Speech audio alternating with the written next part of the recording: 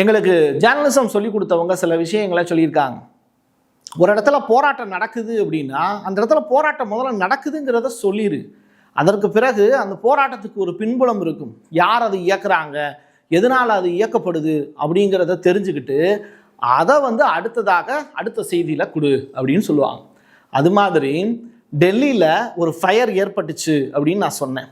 அதே மாதிரி இஸ்ரேல்லையும் ஒரு ஃபயர் ஏற்பட்டுச்சு அப்படின்னு நான் சொன்னேன். இந்த ரெண்டையும் சேர்த்து ஒரு கார்டில் நான் தெளிவாக சொல்லியிருந்தேன். இஸ்ரேல், இந்தியா இந்த ரெண்டு நாட்டினுடைய உழைப்பாளர்களும் வேலை பார்த்த ஹைஃபாவினுடைய சுத்திகரிப்பு நிலையத்தில் தீ விபத்து ஏற்பட்டுச்சு அப்படின்னு.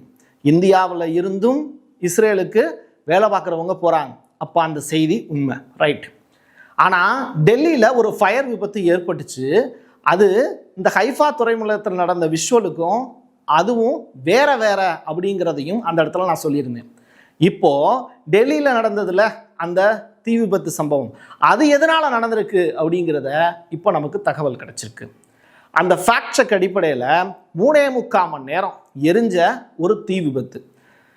இது டெல்லியினுடைய மீன் சந்தையில் ஏற்பட்ட தீ விபத்து அப்படின்னு சொல்கிறாங்க. 2 தீ விபத்தையும் இவங்க கம்பைன் பண்ணி ஒரு செய்தியாக சில சமூக ஊடகங்களில் பரப்பிட்டாங்க. அதுதான் இப்போ பிரச்சனை காரணம். இதை டெக்கான் ஹெரால்டு உறுதி பண்ணி இப்போது ஃபேக்ட் செக் பண்ணி செய்தியை கொடுத்துருக்காங்க. அதைத்தான் இப்போ நான் உங்களுக்கு சொல்ல போகிறேன். சரி, இப்போது மீன் சந்தையில் ஒரு பெரிய தீ விபத்து நடந்துருச்சு டெல்லியில். 3.25 மணி நேரம் ஏன் அதை அணைக்க முடியல அப்படின்னா, அங்கே இருந்தது எல்லாம் குடிசைகள், மீனவர்களுடைய குடிசைகள். 400 குடிசைகள் மொத்தமாக எரிஞ்சிருக்கு அப்படிங்கிறது தான் இங்கே கிடச்சிருக்கக்கூடிய ஒரு ரிப்போர்ட். இந்தியாவுக்கும் இஸ்ரேலுக்கும் இடையில ட்ரோன் இண்டஸ்ட்ரிங்கிறதே கிடையாது. ஆனால் 2030 வரைக்கும் இஸ்ரேல்கிட்ட இருந்து ட்ரோன் வாங்குறதுக்கு 2 நாள் பிரதமர் நரேந்திர மோடி அவர்கள் அங்கே போய் சைன் போட்டு வந்தாங்கல்ல, அந்த டீல் அமலில் இருக்குது. வாங்க தான் போகிறோமே தவிர அங்கே எந்த ட்ரோன் இண்டஸ்ட்ரியும் கிடையாதுங்கிறது தான் யதார்த்தமான உண்மை.